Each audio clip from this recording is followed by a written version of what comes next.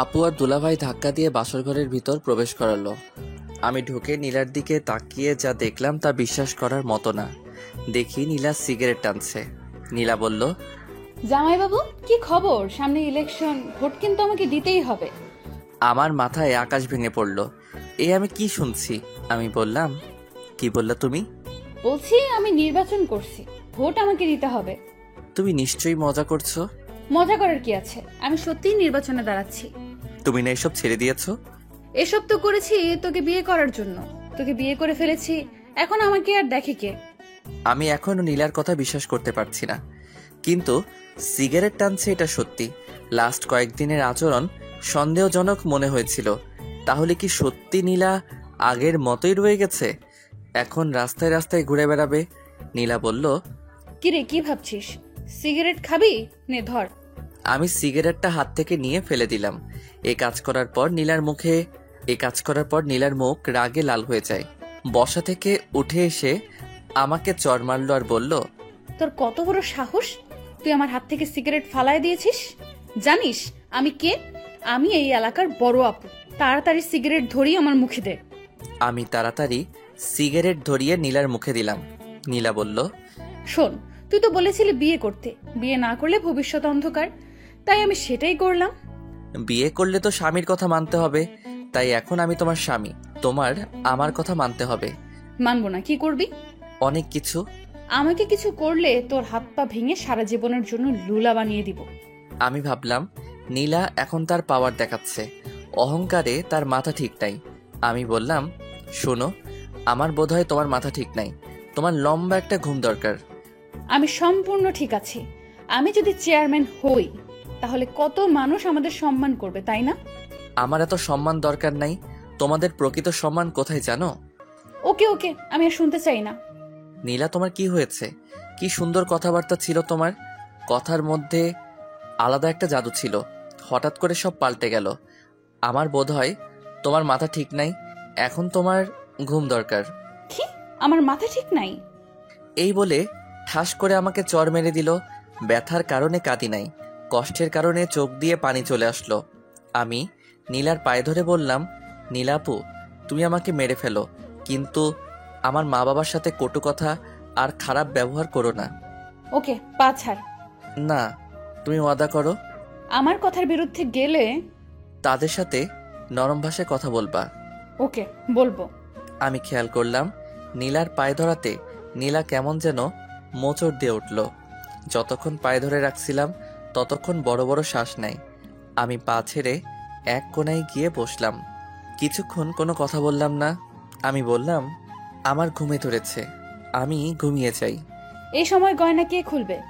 কেন, তোমার হাত আছে না? আমি একটা বালিশার খেতা নিয়ে নিচে শুয়ে পড়লাম। নীলা বলল, ওপরে শো। না, তোমার সাথে শুবো না। কেন? চিন্তা ভাবনা করে দেখো। আমি এই বলে নিচে বিছানা করে শুয়ে পড়লাম। নিচে কার্পেট আছে, বালিশ আর খেতা দিয়ে শুয়ে পড়লাম। আপু দুলাভাই কম্বল দেয় নাই। ভাবছে আজ রাতে এমনিতেই গরম থাকবো, কম্বল লাগবে না। আমি নিয়ত করলাম যতদিন পর্যন্ত নীলা আমার কথা মতো না চলবে ততদিন আমি নীলার শরীর টাচ করব না। আর যদি বেশি বাড়াবাড়ি করে তাহলে অন্য ব্যবস্থা করব। ভাবছিলাম আজ নীলার 27 বছরের জীবনের একটা কষ্টের ইতি ঘটতে যাচ্ছে, কিন্তু না, সেই কষ্টটা আরো দীর্ঘমেয়াদী হলো। নীলার মুখটা আমার চোখে ভাসছে। মন চাচ্ছে এখন গিয়ে মনের ইচ্ছা মতো কিস করার জন্য, কিন্তু সেটা সম্ভব না যেদিন পর্যন্ত আমার পায়ে ধরে মাপ না চাইবে। ততদিন পর্যন্ত কোনো স্পর্শ নাই। যদি পরকীয়া করে করুক, পরদিন অন্য মেয়ে নিয়ে আসবো। যেহেতু 27 বছর কোনো পরকীয়া করে নাই, মনে হয় না সামনে করবে। এসব কথা ভাবতে ভাবতে কখন যে ঘুমিয়ে পড়লাম। সকালবেলা ঘুম থেকে উঠে দেখি নীলা পাশে আমাকে জড়িয়ে ধরে ঘুমিয়ে আছে বিছানার উপর। আমি সাথে সাথে উঠে পড়লাম। নীলাও উঠে পড়ল আর বলল, কি হলো, উঠে পড়লি কেন? তোমাকে কে বলেছে আমার সাথে শুতে? আমার মন চাইছে তাই। থাকো তুমি তোমার মন নিয়ে। আমি চলে গেলাম ওয়াশরুমে। ওয়াশরুম থেকে বের হয়ে টেবিলে পড়তে বসলাম।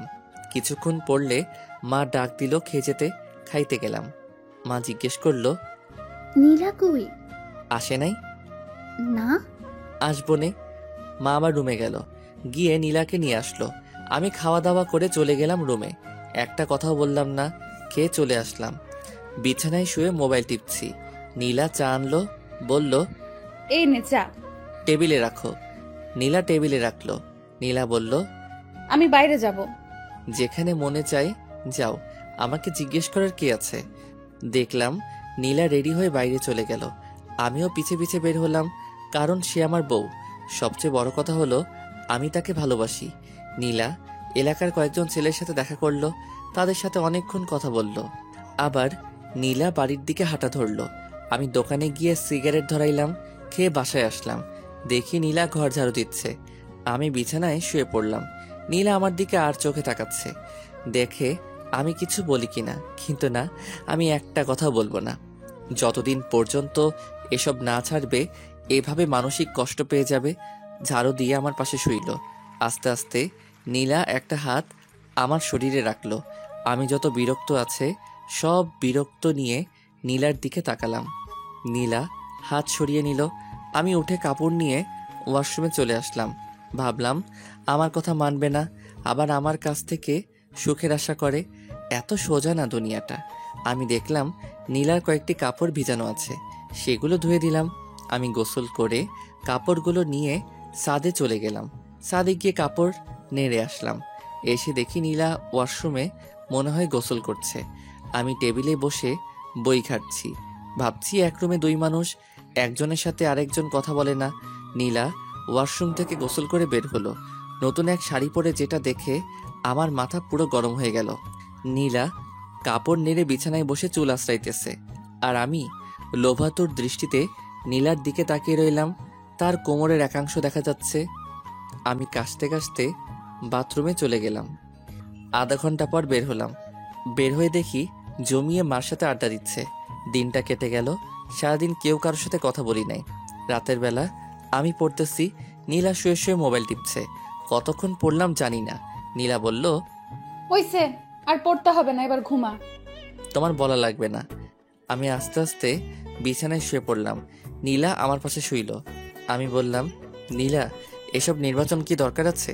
চলো আমরা নিজেরা সুন্দর একটা সংসার করি। দেখ, নির্বাচন সম্পর্কে আমাকে কিছু জিজ্ঞেস করবি না, ওইটা তো বাইরে। এখন তো আমরা দুজন একসাথে। এখনো তুমি আমার থেকে অনেক দূরে। এই বলে আমি বালিশ নিয়ে নিচে চলে আসলাম। আমি কি করব বুঝতে পারছি না। আজকে নীলাকে অনেক সুন্দরী দেখাচ্ছে। আমার মন বলছে এমন একটা মেয়েকে আমার মন চাচ্ছিল। কেন জানি মনে হচ্ছে সে কাছে থেকেও অনেক দূরে।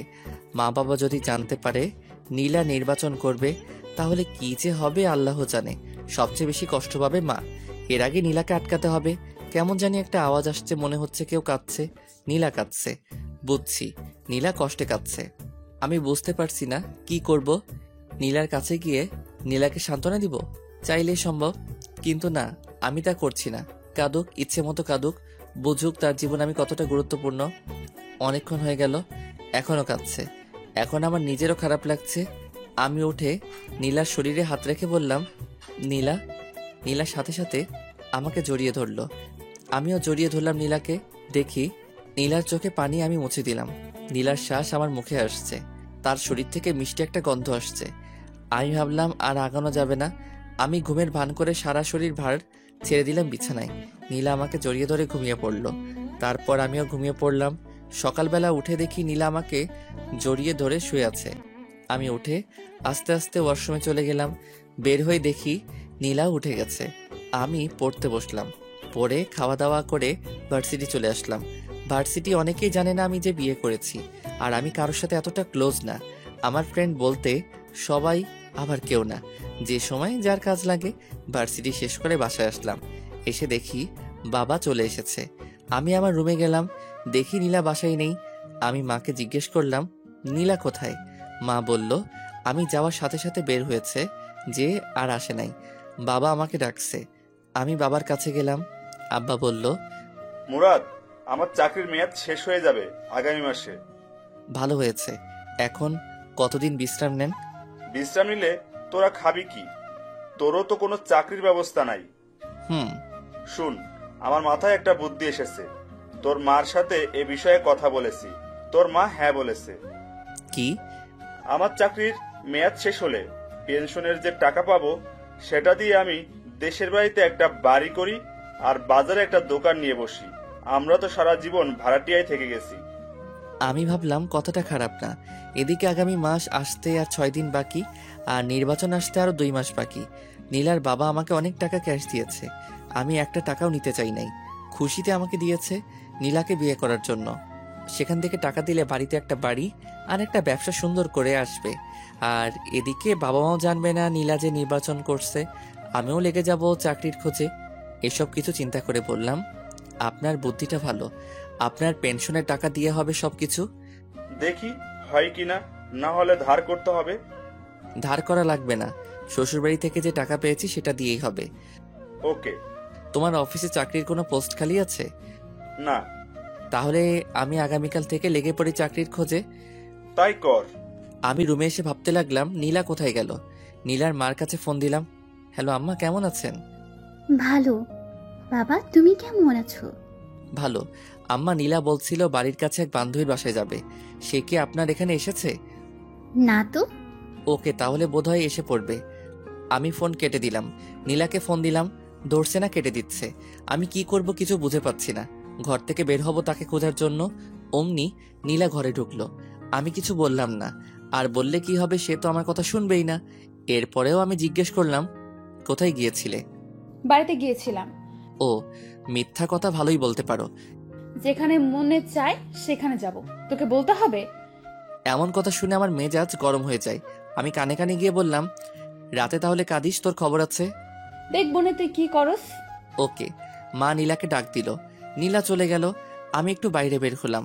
একটা চায়ের দোকানে গিয়ে সিগারেট নিলাম। কোথা থেকে জানি এক ছেলে এসে জিজ্ঞেস করলো, কি ভাই, কি খবর? আমি চিনতে পারলাম সাজিদ। এই তো আছি। তোমার আর বড় আপুর বলে বিয়ে হয়েছে? হুম। তুমি কি করে বড় আপুকে পটিয়ে বিয়ে করে ফেললে?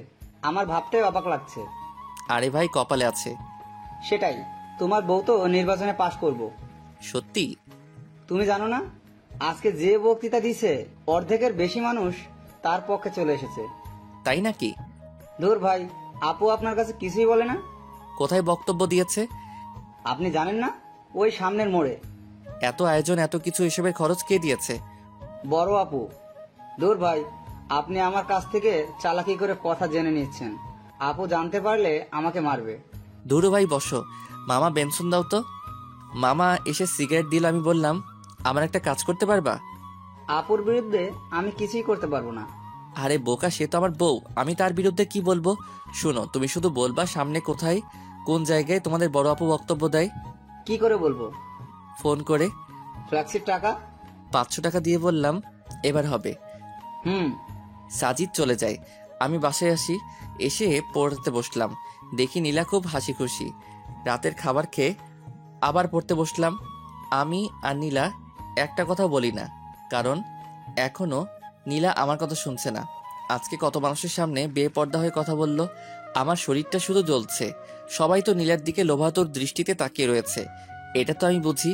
ভাগ্যে নির্মম পরিহাস, নীলা যদি আমার কথা শুনতো।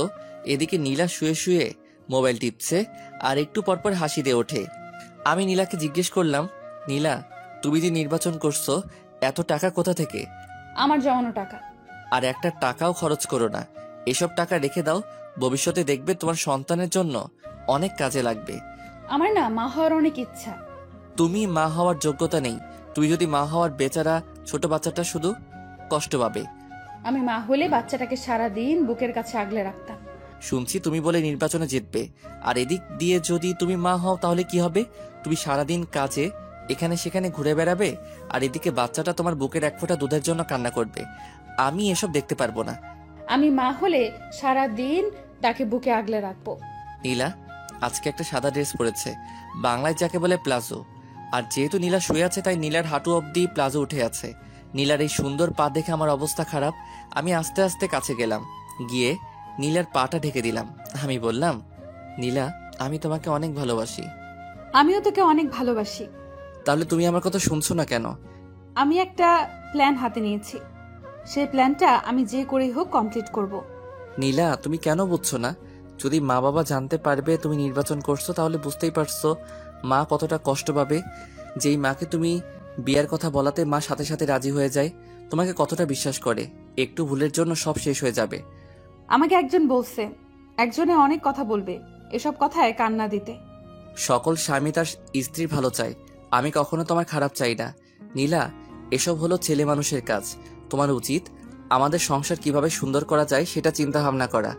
যা তো এখান থেকে তুই, আমার ভালো লাগছে না। আমি জানি নীলা, আজকে তুমি কোথায় গিয়েছো। জানলে ভালো। কেন নীলা, তোমার কি একটু জানের ভয় নেই? আছে। তাহলে এত মানুষের সামনে বেপর্দা হয়ে কিভাবে কথা বললে? আমি অনেকক্ষণ প্র্যাকটিস করেছি। আর আমাকে কি কেউ মেরে ফেলবে নাকি? তুমি একা একা চলো, আমার ভয় করে। তাহলে তুই আমার সাথে চল। নীলা, তুমি আমাকে ভালোবাসো? যদি আমি তোমাকে ছেড়ে চলে যাই তাহলে তুমি কষ্ট পাবে না? ছেড়ে চলে যাবি মানে? যেখানে যাস সেখান থেকে তোকে বের করে আনবো। নীলার এমন কথা শুনে আমার চোখ দিয়ে পানি পড়ছে। এ কি, তুই কাঁদতেছিস কেন? তোমার কথা শুনে কাঁদছি। তোর কষ্টটা বল। হয়তো তোমার সুখের দিনে আমি থাকবো না, আর আমার সুখের দিনে তুমি থাকবে না। কেন? ইস নীলা, তুমি যদি আমার কথা বুঝতে, আমি তোমার সাথে না থাকতে পারলেও তোমার ছায়া হয়ে থাকবো। মানে বুঝতে হবে না, এখন ঘুমাও, আমি বালিশ নিয়ে নিচে আসবো। নীলা বলল, ওপরে শো, নিচে অনেক ঠান্ডা। ওকে। আমি নীলার উল্টো দিকে মুখ ফিরে শুয়ে রইলাম। ঘুম আসছে, ঘুমিয়ে পড়লাম। নীলার যে করে হোক নির্বাচনে দাঁড়াবে এবং পাশ করেও নিজের নাম সারা দেশে ছড়িয়ে দিবে। এখন যদি যে কোনো বাতাসে উপেক্ষা করবে, রাস্তাঘাটে হাঁটলে কত সম্মান করবে মানুষ। মুরাদের আবদার নীলা বুঝতে পারে, কিন্তু নীলাকে নির্বাচনে দাঁড়াতেই হবে। নীলা ভাবছে, নীলা নির্বাচনে পাশ করলে মুরাদ দেখবে তার কত সম্মান। তার আগে যেভাবেই হোক তাকে টিকে থাকতে হবে। নীলা আবার ভাবে সে কোনো ভুল করছে না তো, কিন্তু লোকের সমর্থনে সব ভুলে যায় নীলা। নীলা বুঝতে পারছে মুরাদ খুব কষ্ট পেয়েছে।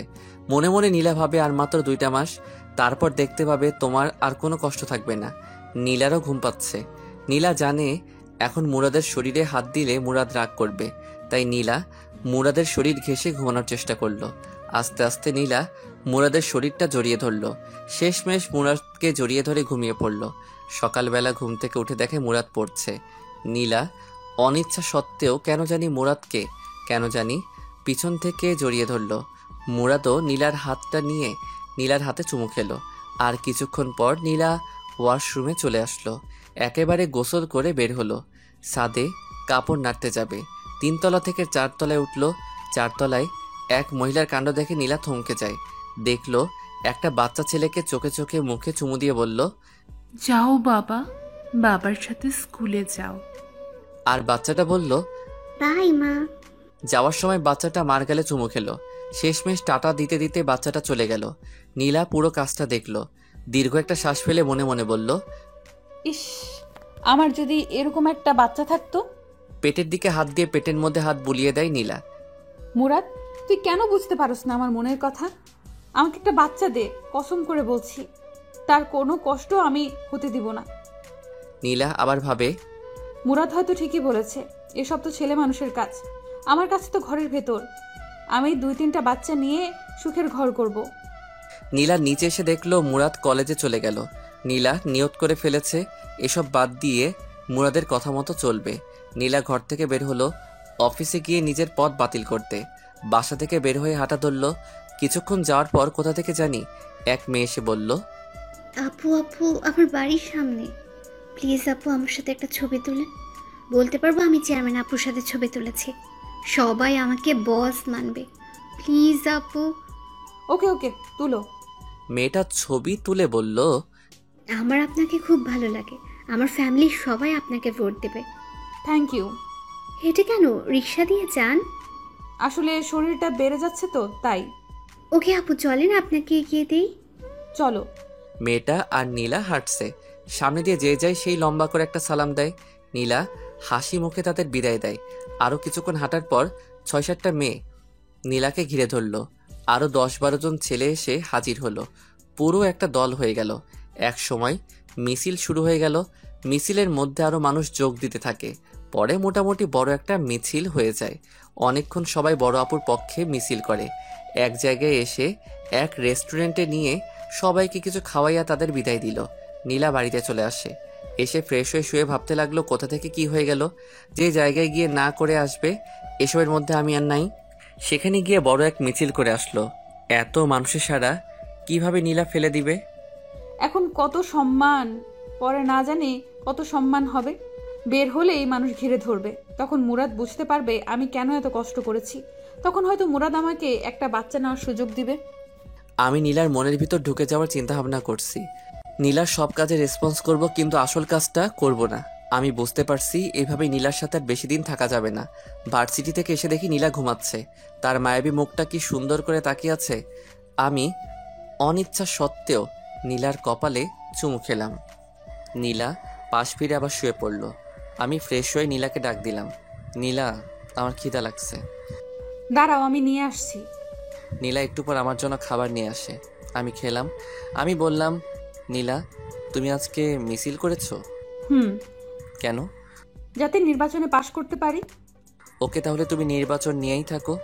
মুরাদ, রাগ করিস না, আমি এখান থেকে বের হতে পারবো না। ওকে, তোমার যা ইচ্ছা তাই করো। আমি বিকালের দিকে ছাদে গেলাম, গিয়ে দেখি জ্যোৎস্না। আমি বললাম, জ্যোৎস্না আপু কেমন আছেন? ভালো, তুমি? ভালো। কেমন চলছে তোমার দিনকাল? এই তো মোটামুটি। আমার সামনে বিয়ে। ভালো। আপু আমার একটা সমস্যা, যদি একটু হেল্প করতেন। কি বলো?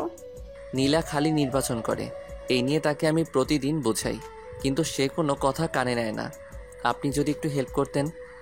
যে তার স্বামীর কথা শুনে না, তাহলে অন্য আরেকজনের কথা কি শুনবে? তারপরেও একটু কথা বলে দেখবেন। ওকে। আমি যাই। হুম। আমি চলে আসি। কি করব কিছুই মাথায় আসছে না। এভাবে এক সপ্তাহ চলে গেল। বাবা গ্রামে চলে যায়। গ্রামের বাড়িতে নতুন বাড়ি হলে মাও চলে যাবে। নীলা জিজ্ঞেস করলে বলি বাড়িতে বেড়াতে গেছে। আমি এই বিষয় নীলার কাছ থেকে সম্পূর্ণ গোপন রাখি।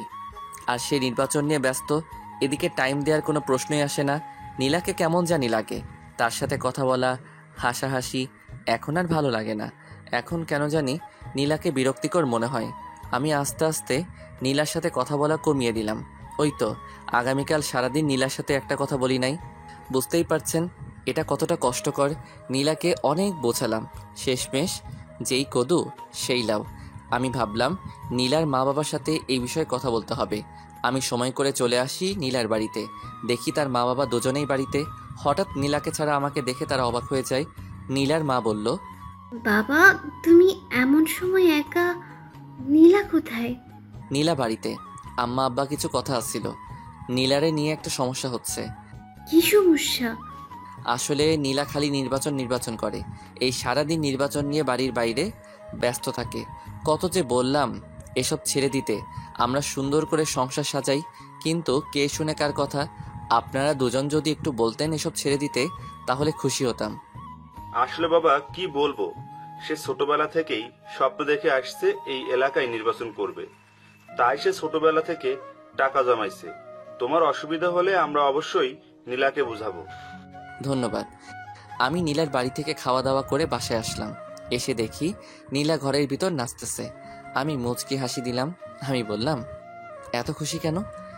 সবাই বলছে আমি পাশ করব। ঘরের বাইরে বের হলে কত মানুষ আমাকে ঘিরে ধরে। সেটা তো ধরবেই, কারণ তুমি অনেক সুন্দরী, আর সুন্দরের পূজা করে সবাই। সুন্দরী বলে না, আমি চেয়ারম্যান হব বলে। এখনো কোনো নেতা তোমাকে আহ্বান করে নাই রাতে তার সাথে থাকার জন্য? এটা কি বললি তুই? আবার বল। মুহূর্তের মধ্যে নীলা চোখ মুখের রং পাল্টে গেল। যদি এরকম অফার পাও তাহলে ফোন করে বলে দিও, আজ রাতে আমি বাইরে থাকব। ঠাস ঠাস করে দুটো চর বসিয়ে দিল গালে। আমি বললাম, সত্যি কথা বললে কারো সহ্য হয় না। নীলা কেঁদে দেয়। কেঁদে কেঁদে আমাকে জড়িয়ে ধরে বলে, তুই এমন কথা বলিস না। এই নীলা শুধু তোর, নীলার সব তোর, নীলার যৌবন রূপ সব তোর, এসব কিছু তোর জন্য। নীলা আমার একটা হাত নিয়ে তার গালে দিল।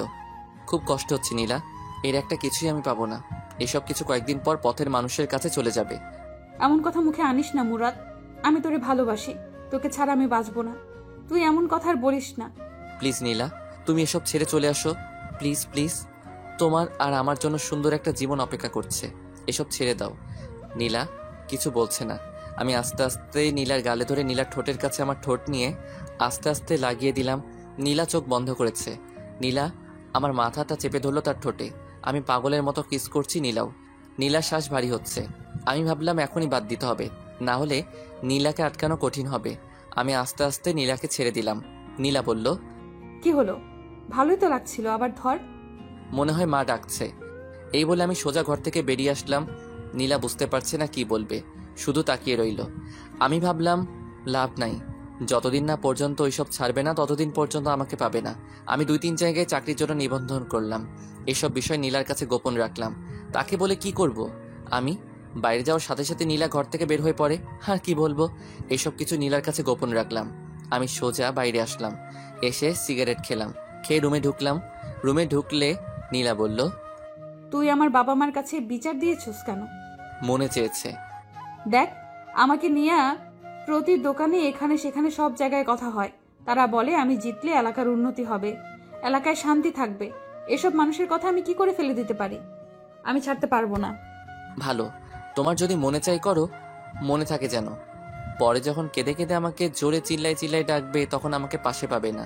নীলা, তুমি এখন বাচ্চা মেয়ে না, ভালো মন্দ বিচার করার বিবেক তোমার মাথায় আছে। হায় রে কপাল আমার, আমারই দোষ কেন যে সুন্দরীর পাগল হলাম।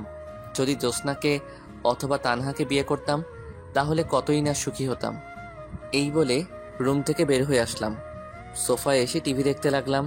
কিছুক্ষণ পর মা এসে বলল, আগামীকাল বাবা আসবে। দিনটা কেটে গেল নীলার সাথে, আর কথা বলি নাই। পরদিন বাবা এসে আমাকে ডাকা শুরু করলো। আমি গেলাম বাবার কাছে, একটা কাগজ ঢিল দিয়ে বলল, এসব কি মুরাদ? আমি কাগজ ধরে দেখি নীলার নির্বাচনের পোস্টার। তার মানে বাবা জেনে গিয়েছে নীলা নির্বাচন করছে। বাবা আবার বলল, কোথায় তোর বউ? কোথায়? আস্তে বাবা, আমার কথা শোনো। কি শুনবো? আমি জানি নীলা নির্বাচনে দাঁড়াচ্ছে। কি বললি তুই? নীলা নির্বাচনে দাঁড়াচ্ছে? তার কত সাহস! তাড়াতাড়ি তার মাকে ফোন দে। এমন অলক্ষী মেয়ে আমাদের দরকার নেই। শোনো, আমি তোমাদের বুঝিয়ে বলি। বাবা, আমি জানি না যে নীলা নির্বাচনে দাঁড়াচ্ছে। বাসরাতে সে আমাকে বলে, তখন যা হওয়ার হয়ে গেছে, এখন তার কিছু করার নাই। আমি নীলাকে অনেক বোঝালাম, কিন্তু কে শুনে কার কথা। আব্বা মা যা হওয়ার হয়ে গেছে, তোমরা কোনো টেনশন করো না, আমি বিষয়টি দেখছি। তোর বউ যেন আমার সামনে না পড়ে। ওকে, আমি দেখছি। আমি চলে আসলাম, দেখি নীলা চুপচাপ বসে আছে আর আমার দিকে আর চোখে তাকাচ্ছে। আমি হাসি মুখে বললাম, তোমাকে কিছু বলবো না, তোমার যা মনে চাই করো। নীলা কিছু বলল না। আমি চুপচাপ বেলকনিতে গিয়ে বাইরে তাকিয়ে রইলাম। নীলা আমার পাশে এসে দাঁড়ালো আর বলল, তোকে আমি কষ্ট দিতে চাইনি মুরাদ।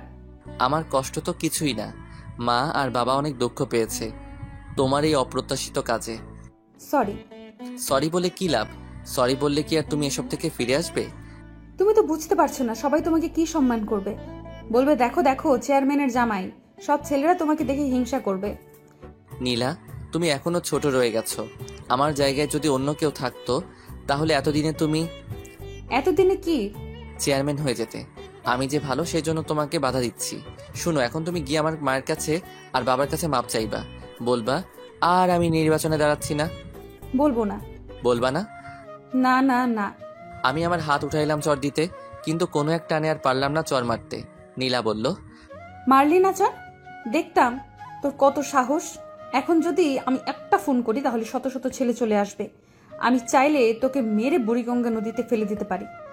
আমি মোবাইল দিয়ে বললাম, এই নাও, এখন তোমার ছেলেদের ফোন দাও, তারা আসুক, এসে আমাকে মেরে বুড়িগঙ্গায় ভাসাই দিক। তুই কি ভাবছিস আমি পারবো না? তুমি আবার না পারতে পারো। আমি কানে কানে গিয়ে বললাম, পারলে করে দেখা। আমি সেখান থেকে চলে আসলাম। আমার আর ভালো লাগছে না। এখন থেকে আর নীলার সাথেই শুবো না। আজ 1 সপ্তাহ হলো নীলার সাথে শুই না। আমি আমার মতো, নীলার মতো। এদিকে আমার চাকরির ইন্টারভিউর জন্য কল আসলো। এদিকে বাবা মা চলে গেল গ্রামের বাড়িতে। যাওয়ার আগে নীলাকে কয়েকবার বললাম বাবা মার কাছে মাপ চাইতে, কিন্তু কে শুনে কার কথা। এখন আমি আর নীলা একা। আমি ইন্টারভিউ দিলাম। আমার আগের রেজাল্ট ভালো ছিল বলে চাকরিটা হয়ে গেল, কিন্তু সমস্যা একটাই, বাসা থেকে অনেক দূরে। আমি সকালে যাই, বিকালে আসি। নীলা ভাবে আমি ভার্সিটিতে যাই। কিছুদিন পর সন্ধ্যার সময় বাসায় ঢুকলাম, দেখি নীলা আর 5 জন ছেলে, 1 জন মেয়ে বসে আড্ডা দিচ্ছে। তাদের একজনের হাতে সিগারেট, নীলাও সিগারেট খাচ্ছে। আমি ঘরে ঢুকলে নীলা বলল, এ হলো আমার স্বামী মুরাদ। মাঝখান থেকে একজন ছেলে বলে উঠল, বড় আপু, আপনি বিয়ে করে ফেলেছেন? আমরা তো জানি না। আসলে সবই কপাল, আর মুরাদ কিন্তু খুব ভালো ছেলে। কেউ তার সাথে বেয়াদবি করবি না। ওকে আপু। আপু, আমাদের কাজটা বুঝিয়ে দেন। নীলা আমাকে বলল, মুরাদ, তুই একটু ঘরে যা। ওকে। আমার মাথা পুরো গরম হয়ে আছে, কিছু বলবো না তাকে। আমি ভাবলাম এভাবে আর চলতে পারে না। আরে আমার তো একটা সম্মান আছে। চেয়ারম্যান হওয়ার পর সবাই বলবে, দেখো দেখো চেয়ারম্যানের জামাই, কিন্তু সেটা বলবে টিটকারি করে। ভাবলাম আজ নীলাকে শেষবারের মতো বলবো, তারপর অন্য কোনো রাস্তা দেখতে হবে। নীলা তাদের সাথে কথা বলে অনেকক্ষণ। এই ফাঁকে আমি তাদের জন্য হালকা নাস্তা নিয়ে যাই। নীলার অহংকারে শেষ নাই। নীলা তাদের ছোটোখাটো মিটিং শেষ করলো। আমি পড়তে বসলাম। রাতে খাওয়ার জন্য নীলা আমার জন্য বাইরে খাবার আনে। আমি খেলাম। ভাবলাম আজ একসাথে শুই। আমি শুলাম তাড়াতাড়ি, কারণ সকালে অফিসে যেতে হবে। দেখি নীলা মোবাইল টিপছে। আমি বললাম, নীলা বলো। মোবাইল রাখো। ওকে বলো। নীলা, তোমার নির্বাচন আর কতদিন আছে? আর মাত্র 15 দিন। ভালো, তোমাকে শেষবার ওয়ার্নিং দিচ্ছি। তুমি কি এখান থেকে বের হতে পারবে? আর কতবার বলবো? তাহলে শোনো, এসব ছেলে পেলে নিয়ে ফ্ল্যাটে আসবা না। কেন? আমি না করছি তাই। ওকে, তোমার যা ইচ্ছা। আমি বিছানায় শুয়ে ঘুমিয়ে পড়লাম। পরদিন সকালে উঠে গেলাম অফিসে। অফিস শেষ করে অফিসের আশেপাশে বাসা খুঁজতে লাগলাম। নীলার মুরাদের একই জ্ঞান জ্ঞান, আর ভালো লাগে না। প্রতিদিন একই বিষয় নিয়ে কথা বলে। ভালো হয়েছে তার বাবা মা চলে গেছে, না হলে কত বাধার সম্মুখীন হতে হতো। মুরাদকে নীলা অনেক ভালোবাসে, সেজন্য নীলা এত অসম্মানের পরেও মুরাদের কাছে পড়ে রয়েছে। কিন্তু নীলা বুঝতে পারছে না মুরাদের কি হয়েছে। কিছুদিন ধরে মুরাদ নীলার সাথে খুব ভালো ব্যবহার করছে, খুব হাসি খুশি, সব কাজে রেসপন্স। নীলা বুঝতে পারল মুরাদ তাহলে এতদিনে সবকিছু বুঝতে পারছে। ওই তো সেদিন নীলার মিটিং করে আসতে দেরি হয়েছিল। মুরাদ এগিয়ে গিয়ে নীলাকে নিয়ে আসে। শীত বলে দুজন এক চাদরের ভিতর একজন আরেকজনকে জড়িয়ে ধরে বাসায় আসে, যা দেখে নীলার খুব ভালো লাগে। এই মাসের শেষ কয়েকদিন নীলা মুরাদকে জড়িয়ে ধরে ঘুমায়। মুরাদের প্রতি নীলার ভালোবাসা অনেক বেড়ে যায়। কিন্তু এসব কিছু রীতি ঘটলো ওই দিন দুপুরে। ঘুম থেকে উঠে দেখলো মুরাদের বই কাপড় চোপড় কিছুই নেই, আর টেবিলের উপর একটা চিঠি পেল। নীলা উঠে পুরো রুম দেখলো, তেমন কিছুই নেই। কয়েকটা বই আর কিছু কাপড় চোপড় পরে আছে, সেগুলো পুরাতন। আলমারি খুলে দেখলো মুরাদের কিছুই নেই। তাহলে কি মুরাদ চলে গেল কোথায়? নীলা জোরে জোরে মুরাদ বলে ডাক দিল। তার শব্দই আবার ফিরে আসলো। পুরো ফ্ল্যাট চেক করলো, প্রয়োজনীয় সবকিছু আছে। নীলা আস্তে আস্তে চিঠির কাছে আসলো। নীলার বুকটা কাঁপছে। মুরাদ কি চলে গেছে? আগে মোবাইল নিয়ে কল করলো মুরাদের নাম্বারে, ফোন বন্ধ। এবার চিঠির কাছে এসে চিঠি হাতে নিল, কাপা কাপা হাতে। চিঠি খুলে পড়তে লাগলো। চিঠিতে লেখা আছে, নীলা, আমি কোনো চিঠি লিখছি না যাতে পরে উত্তর দিতে না পারো। নীলা, একটা কথা তো জানো, স্বাধীনতা অর্জন করার চেয়ে রক্ষা করা কঠিন। আমার ক্ষেত্রে সেটাই হয়েছে। আমি তোমাকে খুব ভালোবেসে ফেলেছিলাম, কিন্তু সেটা ধরে রাখতে পারিনি। নীলা, আমি তোমার সাথে মোটামুটি অনেক সময় কাটিয়েছি। নীলা, তুমি যখন বলতে আমি কোথাও চলে গেলে আমাকে যেখান থেকে পারো ধরে নিয়ে আনবে, তখন আমার খুব অহংকার হতো। আনলে আবার কি হবে? আমার একই কথা, নির্বাচন করো না। সেরকম কথা তোমাকে শুনতে আর হবে না। আমি চলে গেলাম। এখন তুমি নির্বাচনে বেশি ফোকাস করতে পারবে। দোয়া করি নির্বাচনে পাশ করে এলাকার উন্নতি করতে পারো। সবাই একটা চেয়ারম্যান থেকে এটাই আশা করে, আর সবসময় গরিব দুঃখীদের পাশে থাকবে। দেখবে তুমি ভালো একটা চেয়ারম্যান হতে পারবে। নীলা, আমি দুঃখিত, আমি ভালো একটা স্বামী হতে পারিনি, তোমার কথায় রাজি হতে পারিনি। তোমার সামনে জীবন পড়ে রয়েছে, ভালো একটা ছেলেকে বিয়ে করে মা হওয়ার স্বপ্ন দেখো। খুব ইচ্ছে ছিল বাবা হওয়ার, কিন্তু সেটা হলো না। নীলা, আমি তোমাকে ছেড়ে অনেক দূরে চলে এসেছি। আমার খুঁজতে তুমি বের হয়েও না, কারণ তুমি আমাকে খুঁজে পাবে না। আমি পিছনের সকল পথ বন্ধ করে দিয়েছি। তুমি জেনে খুশি হবে, আমি একটা চাকরি পাইছি। তোমার অন্তরে কি ছিল সেটা আমি আদৌ চিন্তা করে বের করতে পারিনি। শেষ কয়েকদিন তোমার সাথে ভালো ব্যবহার করেছি, কারণ তুমি যাতে বুঝতে পারো তোমার জীবনে আমি কতটুকু গুরুত্বপূর্ণ ছিলাম। কিন্তু তুমি সময় থাকতে গুরুত্ব দাওনি। আহ নীলা, তুমি যদি আমার কথা শুনতে, তাহলে হয়তো পৃথিবীর একমাত্র সুখী সংসার আমরা হতাম। নীলা, তুমি চেয়ারম্যান হতে চাও, সেটা বিয়ের আগে বলতে, তাহলে আমি তোমাকে বিয়ে করতাম না, কারণ আমি সিম্পল একটা সুখের সংসার দেখতাম। এখন বুঝতে পারছি বড় লোকেরা বড় লোকের ঘরে মানায়, গরিব গরিবের ঘরে মানায়। বড় লোক যখন গরিবের ঘরে যায় তখন শুরু হয় সমস্যা।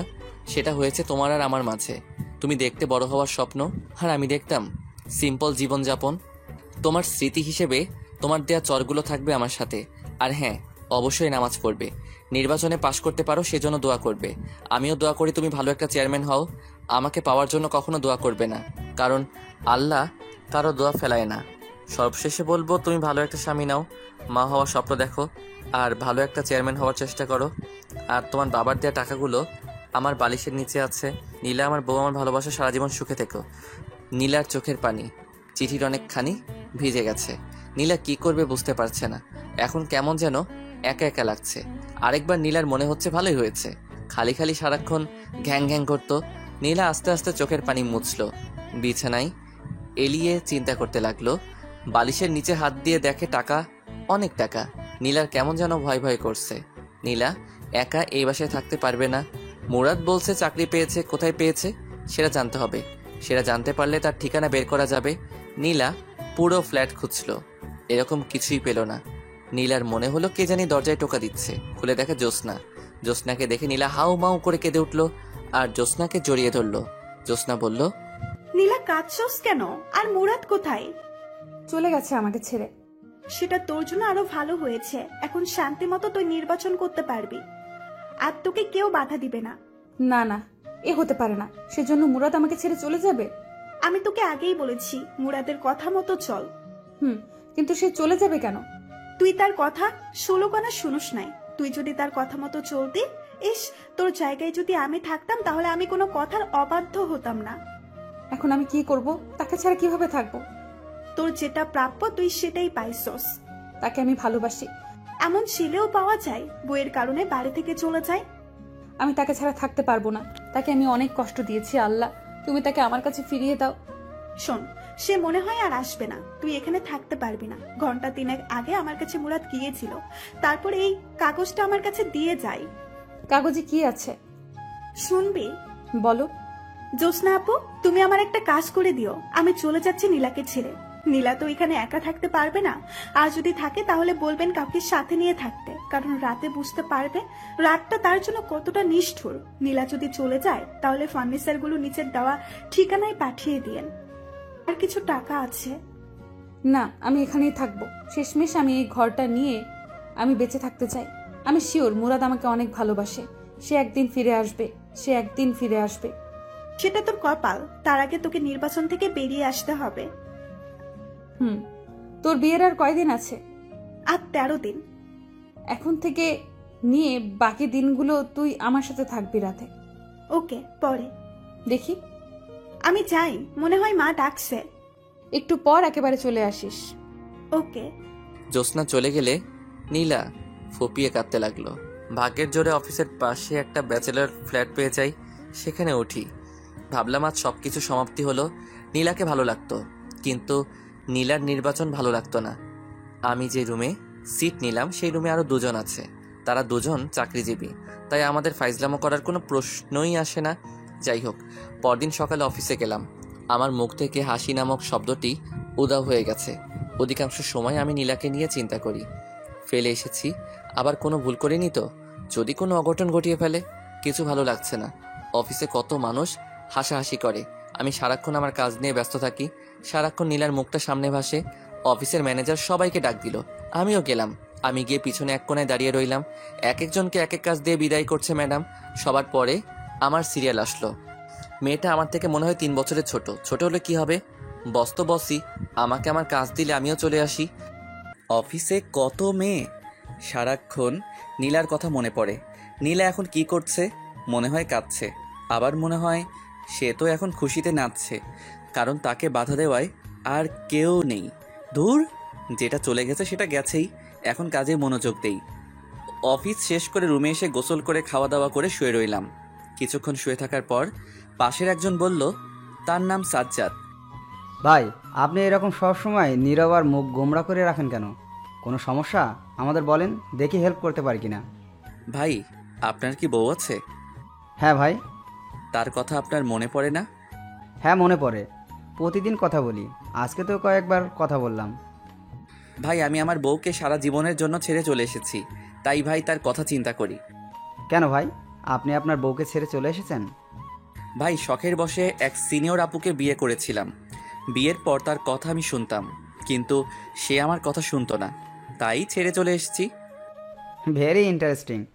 আমরা দেখি যত কম বয়সী মেয়ে, আর তুমি কি না সিনিয়র আপুকে বিয়ে করো। থাক ভাই, যা হওয়ার হয়ে গেছে, এখন সামনে ফোকাস করেন, দেখবেন আরও ভালো মেয়ে কপালে আসবে। আমি পড়তে বসলাম, কারণ আমাকে ভার্সিটি শেষ করতে হবে। এটা বেসরকারি, যে কোনো সময় চাকরি চলে যেতে পারে। পরদিন অফিসে গেলাম, সারাদিন অফিস করলাম, কারোর সাথে কথা বলিনি। সবাই টিফিন করে আর আমি নীলার কথা চিন্তা করি। সে কি এখনো ঠিক আছে নাকি? আমি নেই বলে কারোর সাথে কামে লিপ্ত হয়েছে? না না, নীলা এরকম মেয়েই না।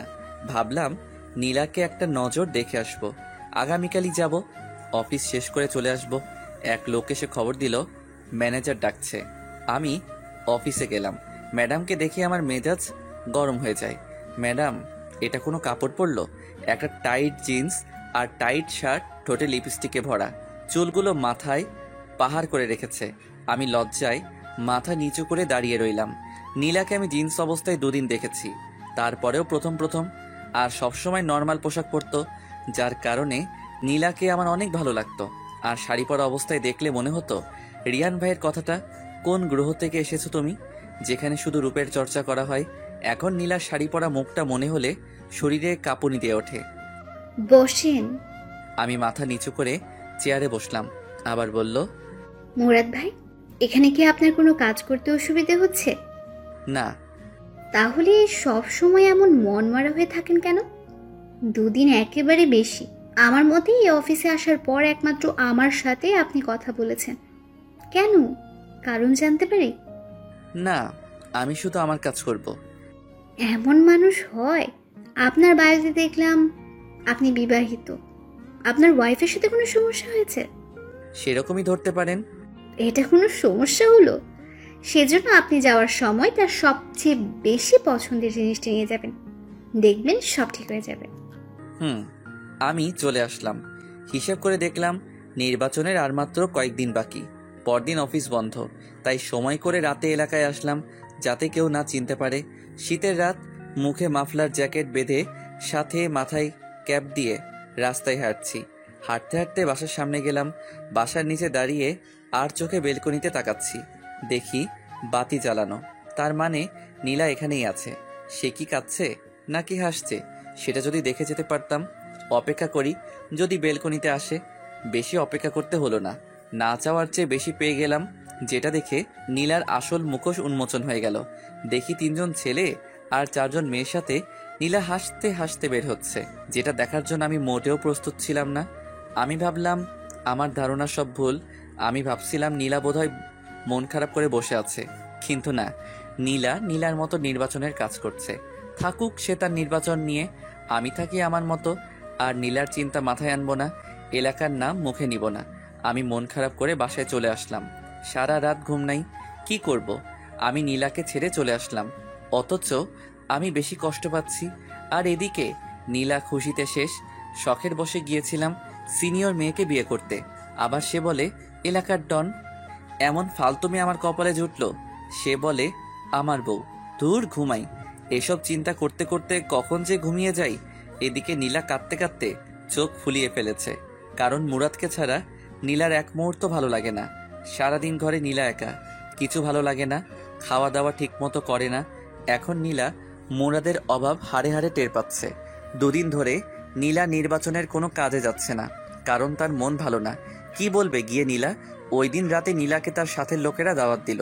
নীলা বলে দিয়েছে আসতে পারবে না, কিন্তু হলো কি, রাতে কয়েকজন বাসায় এসে হাজির। তাদের জোড়াজড়িতে নীলা তাদের সাথে গেল। সেখান থেকে এসে জ্যোৎস্নাকে কল দিল। জ্যোৎস্না আসলো। রাতে জ্যোৎস্নার সাথে ঘুমাই।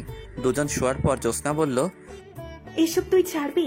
এসব ছাড়লে দেখ মুরাদ তোর কাছে ফিরেও আসতে পারে। সত্যি মুরাদ আবার আমার কাছে ফিরে আসবে? যখন শুনবে তুই আর নির্বাচনে দাঁড়াচ্ছিস না, তখন বুঝতে পারবে তুই মুরাদের কথা শুনছস। কি করে বুঝবো? সে কি এই দেশে আছে নাকি নাকি নতুন বিয়া করে ফেলছে? এই বলে নীলা কেঁদে দিল।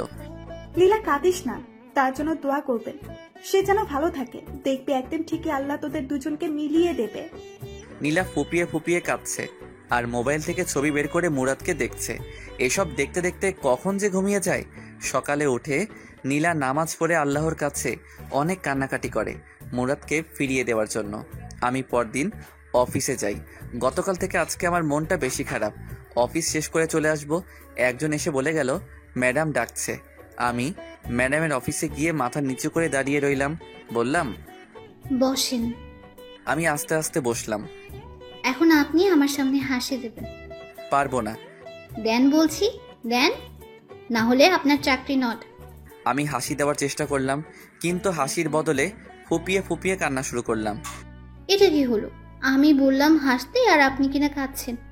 প্লিজ কাঁদবেন না, এই নিন টিস্যু। টিস্যু নিয়ে আমি চোখ মুছলাম। ম্যাডাম বলল, এক্স্যাক্টলি আপনার সমস্যা কি আপনি আমাকে খুলে বলবেন? হুম।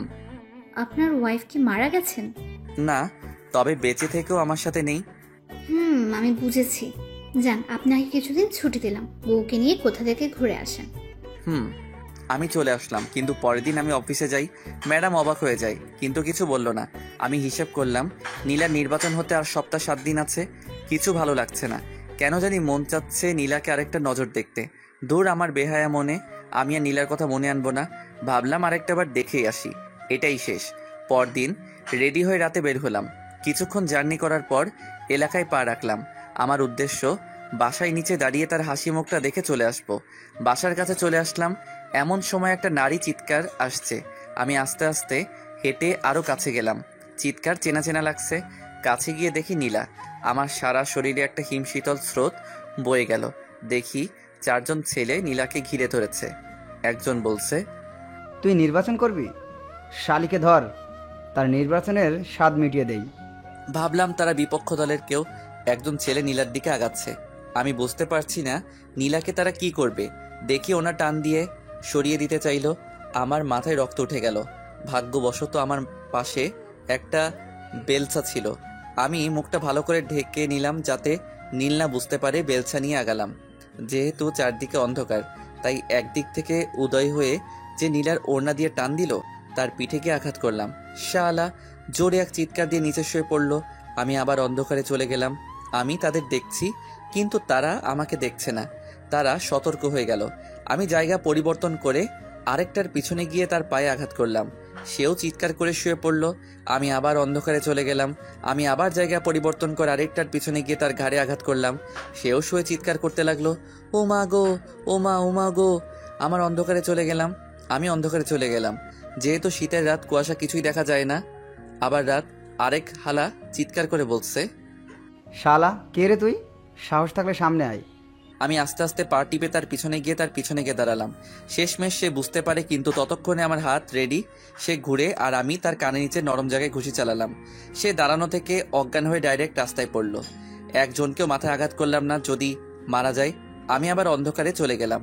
বাকি 3 জন তাকে উঠিয়ে দৌড়। তারা চলে গেলে আমি নীলার সামনে প্রকাশ হলাম। তার সামনে বেলচা ঢিল দিয়ে রাস্তায় ফেলে ঘুরিয়ে উল্টো হয়ে হাঁটা ধরলাম। কিন্তু নীলার চালাক চোখ আমাকে চিনতে পারে। নীলা আমাকে ডাক দিল, মুরাদ, মুরাদ। এবার অনেক জোরে, কিন্তু আমি আমার মতো হাঁটছি। নীলা কাঁদে আর ডেকেই যাচ্ছে, মুরাদ, মুরাদ, আমার কথা শোনো। কিন্তু আমি আমার হাঁটা থামালাম না, কারণ পিছনে ফেরার টাইম নেই। আস্তে আস্তে নীলার মুরাদ, মুরাদ ডাক মিলিয়ে গেল। আমি আমার গন্তব্যের দিকে রওনা দিলাম। মুরাদ ডাক ডেকেই যাচ্ছে নীলা, কিন্তু কে শুনে কার কথা। নীলা বাসায় এসে বিছানায় শুয়ে কাঁদতে লাগলো। কাঁদছে আর বলছে, আমি কি দোষ করছিলাম? কেন তুই আমাকে এত বড় শাস্তি দিচ্ছস? কে জানি দরজায় টোকা দিল। খুলে দেখে জ্যোৎস্না। জ্যোৎস্নাকে দেখে হাউমাউ করে কেঁদে উঠল। বলল, মুরাদ ছিল ওটা। মুরাদ আমার কাছে আসছিল, আমাকে শয়তানগুলোর হাত থেকে রক্ষা করেছে। কোথায় সে? কই? কখন দেখছস? আমাকে বুঝিয়ে বল। আমি ডাক্তারের দোকান থেকে আসছিলাম ওষুধ নিয়ে, তখন 4 জন ছেলে আমাকে ঘিরে ধরলো। আমি জোরে জোরে চিৎকার করতে লাগলাম। তখন কোথা থেকে জানি এক ছেলে তাদের মায়ের দিল। ছেলের মায়ের সামলাতে না পেরে তারা চলে যায়। আমি ভালো করে খেয়াল করে দেখি ওটা মুরাদ। আমি কতবার যে ডাকলাম মুরাদ, মুরাদ বলে, কিন্তু সে আসলো না। আবার কাঁদা শুরু করলো নীলা। জ্যোৎস্না নীলাকে সান্ত্বনা দিতে লাগলো, দেখছস, মুরাদ সারাক্ষণ তোর উপর চোখ রাখছে, তুই ভালো করে চল। আমি যে কাঁদছি কষ্টে, সে কি শুনতে পাচ্ছে না? হয়তো। আর কাঁদিস না, ঘুমা, দেখবি সব ঠিক হয়ে যাবে। নীলা শুয়ে পড়ল। শুয়ে ভাবতে লাগলো, নীলা, মুরাদ আমার আশেপাশেই আছে। আমি যদি মুরাদের কথা মতো চলি, হয়তো মুরাদ আবার আমার কাছে ফিরে আসবে। আমি সেটাই করব। নীলা বুঝতে পারছে ঘরের মধ্যে ছেলে মানুষের কি দরকার। এখন নীলা বুঝতে পারে এসব নির্বাচন হলো ছেলে মানুষের জন্য, মেয়েদের জন্য হলো ঘর। যখন মেয়ে ছেলের জায়গায় যায় তখনই শুরু হয় ঝামেলা। আর আমি মুরাদকে ছাড়া কিছু কল্পনা করতে পারি না। মুরাদ আমার সব। এসব চিন্তা করতে করতে নীলা ঘুমিয়ে যায়। পরদিন ওঠে। এভাবে 5 দিন চলে যায়। নির্বাচনের আর 2 দিন আছে, কিন্তু মুরাদ আর আসে না। শেষমেশ নীলা নির্বাচন থেকে অব্যাহতি নেয়, কারণ তার দরকার মুরাদকে। আর নির্বাচন না করলে মুরাদ আসবে। মুরাদকে নিয়ে নীলা বাকিটা জীবন পার করে দিতে চায়। আজ 5 দিন হয়ে গেল, আমি ওই দিনের ঘটনা ভুলতে পারছি না। নীলার মুরাদ মুরাদ ডাকটা কেন জানি এখনো আমার কানে বাজছে। আমার মন বলছিল, যা গিয়ে তোর ভালোবাসাকে জড়িয়ে ধর, কিন্তু আমার পা সামনে হেঁটে চলে এসেছে। নীলাকে আমার অনেক মায়া লেগেছে, কারণ নীলা আগের থেকে অনেক শুকিয়ে গেছে। কেমন যেন নীলার মুখে সেই লাবণ্যতা নেই। আমি বুঝতে পারছি নীলা অনেক কষ্টে আছে, কিন্তু এত কষ্টের পরেও কি নীলা নির্বাচন ছেড়ে আমার কাছে মাপ চাইবে? আমার মা বাবার কাছে মাপ চাইবে? কে জানি। 6 দিনের মাথায় আমি অফিস শেষ করে চলে আসছি। এক লোক এসে বলল, ম্যাডাম ডাকছে। ম্যাডামের নাম তানিয়া। আমি অফিসে গেলে ম্যাডাম বলল, আপনার নাম কি? মুরাদ। আপনার ওয়াইফের নাম কি? সেটা না বললে হয় না? বাড়ি কোথায়? নরসিংদী। ওকে যান। আমি ম্যাডামের কাজ করবার কিছুই বুঝলাম না। নির্বাচনের 2 দিন পর গেলাম এলাকায় শিওর হতে নীলা নির্বাচনে পাশ করেছে কিনা। আমি এলাকায় ঢুকে এক লোককে জিজ্ঞেস করলাম, ভাই এই এলাকার চেয়ারম্যান কে? আগে যে ছিল সে। মানে তাহলে আপনাদের বড় আপু নির্বাচনে পাশ করে নাই? আরে ভাই, আর বললেন না, কত আশায় ছিলাম বড় আপু পাশ করলে এলাকার অনেক উন্নতি হবে, কিন্তু হলো কি, নির্বাচনের 2 দিন আগে বড় আপু নির্বাচন থেকে অব্যাহতি নেয়। পরে আর কি হবে, আগে যে আছে সেই পাশ করে। আমি লোকটাকে ধন্যবাদ বলে চলে আসলাম। ভাবলাম তাহলে নীলা এতদিনে আমার কথা শুনছে, কিন্তু সে সময় থাকতে শুনেনি। অতএব আমি আর নীলার কাছে যাচ্ছি না। এদিকে নীলা একা হয়ে গেল, কারণ জ্যোৎস্নার বিয়ে হয়ে গেছে। নীলা রাতে কিভাবে থাকবে? বাড়িতেও নীলা কিছু বলে নাই। নীলা ভাবলো সারা রাত মুরাদের কথা চিন্তা করে কাটিয়ে দিবে। নীলা রাতে অনেক ভয় পায়, বুঝতে পারছে মুরাদ তার কাছে এতদিন কি ছিল। রাতে নীলা ঘুমাতে পারে না ভয়ে, শেষ রাতে ঘুমিয়ে যায়। নীলা চিন্তা করছে আজকে রাতে কিভাবে থাকবে। নীলার এক ফুফাতো বোনের কথা মনে পড়লো, তার নাম তানিয়া, খুব হ্যান্ডসাম আর নীলাকে খুব সম্মান করে। নীলা ভাবলো তানিয়াকে ফোন করে দেখা যায় কয়েকদিন থেকে যায় কিনা। পরেরটা পরে দেখা যাবে। নীলা তানিয়াকে ভিডিও কল দেয়। তানিয়া ফোন ধরে। আসসালামু আলাইকুম তানিয়া, কেমন আছো? জি আপু, ভালো। তুমি কেমন আছো? এই তো ভালো। তোমার চেহারা তো তা বলছে না। আমার চেহারা কি বলছে? মনে হচ্ছে তুমি অনেক কষ্টে আছো, কেমন যেন আগে থেকে শুকিয়ে গেছো। শোনো, এখন থেকে তুমি আমার কাছে থাকবে। কেন, তুমি না বিয়ে করেছো? তোমার জামাইয়ের কি হয়েছে? ওর কথা আর বলিস না। এখন তুমি বলো কখন আসবা? অফিস শেষ করে চলে আসবো। কাপড় চোপড় নিয়ে আসবা, কিছুদিন থাকবা। ওকে? ওকে, চলে আসবো। নীলা ভাবলো যাক একটা ব্যবস্থা হলো। এখন কিছু রান্না করতে হবে তার জন্য। নীলা তার জন্য অনেক কিছুই রাত্রেবেলা তানিয়া আসলো, তানিয়াকে খাওয়ালো। তানিয়ার অনেক ক্লান্ত লাগছে, তাই তানিয়া ঘুমিয়ে যায়। সকালে উঠে আবার তানিয়া অফিসে চলে যায়। নীলা সারাদিন ঘরের ভিতর কাটিয়ে দেয়। বিকালের দিকে তানিয়া অফিস শেষ করে আসলে তারা একসাথে খেলো।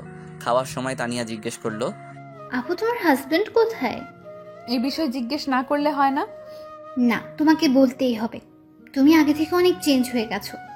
আগে সবসময় তোমার মুখে হাসি লেগে থাকতো, আর এখন তোমার কি অবস্থা হচ্ছে, দিন দিন শুকিয়ে কাঠ হচ্ছ। ঠিক মতো কি খাওয়া দাওয়া করো না?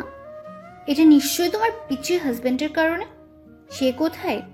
খাওয়ার পর তোমাকে বলি। ওকে। খাওয়া দাওয়া করে দুজনে বিছানায় বসলো। তানিয়া বলল, এবার বলো। সে আমাকে ছেড়ে চলে গেছে। কি? এটা কি করে সম্ভব? সারা জীবন শুনে এসেছি স্বামীর জ্বালায় মেয়েরা বাপের বাড়ি চলে যায়। এ তো দেখছি পুরো উল্টো। তুমি কি এমন করেছো যার কারণে তোমাকে ছেড়ে চলে যেতে হলো? তার কোনো দোষ নেই, সব দোষ আমার। আমি তার কথা শুনিনি। বুঝেছি। তুমি এখানে কেন পড়ে রয়েছো? সে যেহেতু তোমাকে ছেড়ে চলে গেছে, তাহলে তুমি বাড়ি চলে যাও। একা একা ভয় করে না? করে। যদি সে আবার ফিরে আসে সেই অপেক্ষায় বসে আছি। ও, আমার ঘুম ধরেছে। শুয়ে পড়ো। তানিয়া শুয়ে পড়লো। নীলাও শুয়ে পড়লো। তানিয়া জিজ্ঞেস করলো, আচ্ছা আপু, তোমার হাজবেন্ডের নাম কি? মুরাদ। তার বাড়ি জানি কোথায়? নরসিংদী। আপু, তার একটা ছবি দেখাও তো। নীলা মুরাদের একটা ছবি দেখায়। তানিয়া তাদের কাহিনী সব বুঝতে পারে। এদিকে নীলা আপু মুরাদের জন্য কেঁদে কেঁদে শেষ, আর ওদিকে মুরাদ নীলা আপুর জন্য কেঁদে কেঁদে শেষ। এখন দুজনকে মিলিয়ে দেওয়ার দায়িত্ব তানিয়ার। তানিয়া চিন্তা করলো নীলা আপুকে কিছু বুঝতে দিবে না, দুজনকে সারপ্রাইজ দিবে। তানিয়া বলল, আপু, তুমি তো সারাদিন ঘরেই বসে থাকো, আগামীকাল চলো না আমার অফিসে। না রে, আমি যেতে পারবো না। চলো না প্লিজ, তোমার অনেক ভাল লাগবে। কখন আসবি? যাবো আর গিয়ে 1 ঘন্টা পর চলে আসবো। ওকে, সকালবেলা মন চাইলে। মন চাইলে না, তোমাকে যেতেই হবে। ওকে। নীলা ঘুমিয়ে যায়। সকালে উঠে নাস্তা করে তানিয়ার সাথে চলে আসে তানিয়ার অফিসে। গিয়ে তানিয়া যে অফিসে বসে কাজ করে সেখানে গিয়ে বসলো। তানিয়া বলল, আপু তুমি একটু বসো, আমি আসছি। ওকে, তাড়াতাড়ি চলে আসিস। ওকে। একটু বসলো নীলা। কে জানি অফিসে প্রবেশ করলো। নীলার পাশের চেয়ারে বসলো। নীলা মাথা নিচু করে বসে আছে, ভালো লাগছে না। একটু বসলো, ভাবলো উঠে বাইরে চলে যাবে, কিন্তু নীলার নাকে পরিচিত একজনের ঘ্রাণ আসছে। বুকের ভিতর কেমন যেন চিনচিন করে উঠল, মনে হচ্ছে পাশের লোকটার কাছ থেকে। নীলা আস্তে আস্তে মাথা উঁচু করে আর চোখে লোকটার দিকে তাকালো। তাকিয়েই অবাক হয়ে গেল, এ তো দেখি মুরাদ। নীলার চোখটা বিশ্বাসই করতে পারছে না। পাশে বসা ছেলেটা মুরাদ। নীলা কেন জানি বিশ্বাস করতে পারছে না পাশে বসা ছেলেটা মুরাদ। শিওর হতে ডাক দিল, মুরাদ, মুরাদ, মুরাদ। ডাকে আমার ঘুম ভেঙে যায়। স্বপ্নে দেখতেছিলাম নীলা আমাকে ডাকছে। চোখ খুলে দেখি সাজ্জাদ ভাই ডাকছে। বলল, ভাই কখন থেকে ডাকছি, উঠেন না। ভাই স্বপ্ন দেখছিলাম। আমি বুঝছি, স্বপ্নে দেখছিলা বউ তোমাকে ডাকছে, সেজন্য উঠতে মন চায় না। আপনি কি করে বুঝলেন? ভাই এমন আমার অনেক হয়েছে। ও, অভিজ্ঞতা আছে আপনার? হুম। আমি ফ্রেশ হয়ে খেয়ে অফিসে চলে আসলাম। একটু পর একজন এসে বলল, তানিয়া ম্যাডাম ডাকে। আমি অফিসের সামনে আসলে একজন বলল, ভিতরে গিয়ে বসতে, ম্যাডাম আসবে। আমি ভিতরে ঢুকে দেখি এক চেয়ারে একটা মেয়ে বসে আছে। আমি মেয়েটার দিকে না তাকিয়ে চুপচাপ বসে পড়লাম। অনেকক্ষণ হয়ে গেল, ম্যাডাম আসছে না, কিন্তু কেমন যেন একটা ঘ্রাণ আমার নাকে আসছে। কেন জানি মনে হচ্ছে এটা নীলার শরীরের ঘ্রাণ, তার মানে পাশের মেয়েটা নীলা। আমি তাকাতে যাব, কিন্তু ততক্ষণে মেয়েটা মুরাদ বলে ডাক দিল। আমি তাকিয়ে দেখি আসলেই নীলা। আমি যেন একটা শক খেলাম। আমি কি বলবো কিছুই বুঝতে পারছি না, শুধু তাকিয়ে রইলাম। নীলাও আমার দিকে তাকিয়ে রয়েছে, কিছু বলছে না। অনেকক্ষণ পার হয়ে গেল। আমি খেয়াল করলাম নীলার মুখের রং পাল্টে যাচ্ছে। নীলা চেয়ার থেকে উঠে আমার শার্টের কলার ধরে কষিয়ে 2টা চড় দিল। আমি ফ্যাল ফ্যাল করে তাকিয়ে রইলাম, মুখে কথা বলার শক্তি হারিয়ে ফেললাম। নীলা অফিসের দরজা আটকে দেয়। বুঝতে পারছি আজকে আমার খবর আছে। দীর্ঘ 1 মাস পর আমাকে পেয়েছে, হাতে নাতে এত সহজে আমাকে ছাড়বে না। নীলা লাফ দিয়ে আমার মাথার চুল ধরে টেনে নিচে নামালো, আমাকে নুইয়ে আমার পিঠে মারতে থাকে আর বলতে থাকে, বল, বল কেন আমাকে ছেড়ে চলে আসলি? বল, বল কেন আমাকে ছেড়ে চলে আসলি? আমি কি দোষ করছিলাম? বলছি প্লিজ আর মেরো না। তুই না আমাকে ছেড়ে চলে আসছস, তাহলে বেঁচে আসছস কেন? তোমার কারণে। মিথ্যে কথা। তাহলে এতদিন আসিস নাই কেন? কারণ তুমি আমার কথা শুনো নাই। সেজন্য চলে আসবি তুই? পিঠে আরেকটি কিল দিয়ে আমাকে জড়িয়ে ধরলো আর কাঁদতে লাগলো। আমি বললাম, কাঁদছো কেন? এখন তো আমাকে পেয়ে গেছো। এটা তো সুখের কান্না। আমি ভাবতে পারি নাই আমি চলে যাওয়ার পর তুমি এতটা কষ্টে থাকবে। আমি ভাবছিলাম তুমি আরো হাসি খুশি ভাবে নির্বাচন কমপ্লিট করবে আর আমাকে সারা জীবনের জন্য হারাবে। আসলে তুই চলে যাওয়ার পর তোর মর্যাদা বুঝতে পারি। মুরাদ, তুই আমাকে ক্ষমা করে দে। আমি তোকে অনেক কষ্ট দিয়েছি। তুমি যদি প্রথমে আমার কথা শুনতে, তাহলে হয়তো এতটা কষ্ট করতে হতো না। তুই আমাকে আবার ছেড়ে চলে যাবি? যদি আমার কথা না শুনো। ওকে। এখন আর কেঁদো না। তোমার শরীরের কি অবস্থা? কি সুন্দর পরীর মতো ছিল আমার নীলা, এখন শুকিয়ে কি হয়েছো? তোর জন্য আমার এই অবস্থা হয়েছে। তোমার ফার্স্ট কাজ হলো আমার মা বাবার কাছে ক্ষমা চাওয়া। সরি মুরাদ, তোর মা বাবাকে আমি অনেক কষ্ট দিয়েছি। বল, কবে তোর গ্রামের বাড়িতে যাবি? সামনের সপ্তাহ। আমার গ্রাম অনেক ভালো লাগে। গিয়ে আমরা অনেক দিন থাকবো। আমি সরি, ওই দিন রাতে আমি তোমার ডাক শুনিনি। ওই দিন যদি তুই না থাকতি তাহলে হয়তো আর আমাকে পেতি না। এখন তোমাকেও আমি পেয়েছি, তুমিও আমাকে পেয়েছো, আর কোনো কষ্ট নেই। আমি আমার কপাল নীলার কপাল একসাথে করলাম। নীলার চোখে পানি, আমার চোখেও পানি। আমি নীলার মাথায় ধরে আবার আমার বুকে টেনে নিলাম। নীলাও আমাকে জড়িয়ে ধরে শক্ত করে। আবার নীলা কেঁদে দেয়। আবার যদি আমাকে ছেড়ে চলে যাস তাহলে আমাকে আর জীবন্ত পাবি না। ওকে, আমি তোমাকে ছেড়ে চলে যাব না, কিন্তু তুমি তোমাকে মারার অনুমতি দাও। তুই আমাকে মেরে ফেলিস, তবু আমাকে ছেড়ে চলে যাস না। প্রিয়জন পাশে না থাকার বেদনা আমি বুঝতে পেরেছি। এই তো লক্ষ্মী মেয়ে। আমি নীলার চোখ মুছে দিলাম, চেয়ারে বসালাম, দরজা খুলে দিলাম। একটু পর তানিয়া প্রবেশ করলো। আমি বুঝতে পারছি এসব তানিয়ার কাজ ছিল। মনে মনে তানিয়াকে অনেক ধন্যবাদ। তানিয়া এসে বলল, আপু আমাকে আর তোমার সাথে থাকতে হবে না তো? নীলা হেসে বলল, আপাতত না, সময় হলে বলবো। সময়টা কখন? পেটে বাচ্চা হলে? যা শয়তান। ম্যাডাম, আপনি তো কিছুদিন আগে বলেছিলেন বউকে নিয়ে কোথাও ঘুরে আসতে। সেই ছুটিটা আমি আগামী সপ্তাহ চাই। মুরাদ ভাই, এটা কিন্তু ঠিক না। দিয়ে দিস না। আগামী সপ্তাহ কিন্তু, এখন না। হুম। যান, এখন মন দিয়ে কাজ করেন। আমি চলে আসলাম। আমি অফিস শেষ করে নীলাকে নিয়ে শপিং মলে গিয়ে তার জন্য বোরকা কিনলাম। সেখান থেকে বোরকা পরিয়ে আমার মেসে গেলাম। গিয়ে নীলাকে সাজ্জাদ ভাইয়ের সাথে পরিচয় করিয়ে দিলাম। সাজ্জাদ ভাই নীলাকে কতগুলো উপদেশ দিয়ে দেয়। আমি আমার জরুরি জিনিসপত্র নিয়ে বাসায় আসলাম। নীলাকে বোরকা অবস্থায় আরও বেশি সুন্দরী লাগে। নীলাকে বললাম বোরকা পরে ঘর থেকে বের হতে, আর আগের সব কিছু ভুলে যেতে, সামনে ফোকাস করতে। সে আমার কথায় সায় দেয়। বাসায় আসলে নীলা আমাকে রান্না করে খাবার দেয়। আমি খেয়ে দিয়ে আমি রুমটা গোছালাম যেভাবে আগের মতো ছিল। আমি রাতে নীলা বিছানায় শুইলাম। যেহেতু অনেক দিন পর, তাই নীলাকে শরীরে ধরতে কেমন যেন লজ্জা লাগে। আমি ঘুমিয়ে গেলাম। সকালে সব লজ্জা চলে যায়। দেখি নীলা আমাকে জড়িয়ে ধরে ঘুমাচ্ছে। তার মিষ্টি মুখটা আমার দিকে তাকিয়ে আছে। আমি নীলাকে ডাক দিলে সে উঠে ফ্রেশ হয়ে রান্না করে। আমি খাওয়া দাওয়া করে অফিসে চলে গেলাম। অফিস থেকে এসে দেখি নীলা একটা গোলাপি কালার শাড়ি পরেছে, যেটা দেখে আমার মাথা এমনি ঠিক নেই, তাও আবার তার শরীর থেকে মিষ্টি একটা গন্ধ আসছে, আর তার একাংশ দেখা যাচ্ছে। আমি কোনো চিন্তা না করেই তার কোমরে ধরে তাকে টান দিয়ে বুকে আনলাম। তার মিষ্টি গোলাপি ঠোঁটে চুমুর প্রলেপ এঁকে দিলাম অনেকক্ষণ। নীলা আমাকে টেনে নিয়ে বিছানায় ধাক্কা দিয়ে ফেলে দেয় আর বলে, তুই না আমাকে অন্য একটা জগৎ থেকে ঘুরিয়ে নিয়ে আসবি? আমার শরীর আনচান সেখানে যাওয়ার জন্য। আমি বুঝতে পারছি নীলা কিসের কথা বলছে। আমি এতদিন সেটার জন্য অপেক্ষা করছি। আমি নিশার ঘাড়ে চুমু খেতে থাকি। আমি আস্তে আস্তে নিচে, বাকি কাজটুকু নীলা সেরে ফেলে।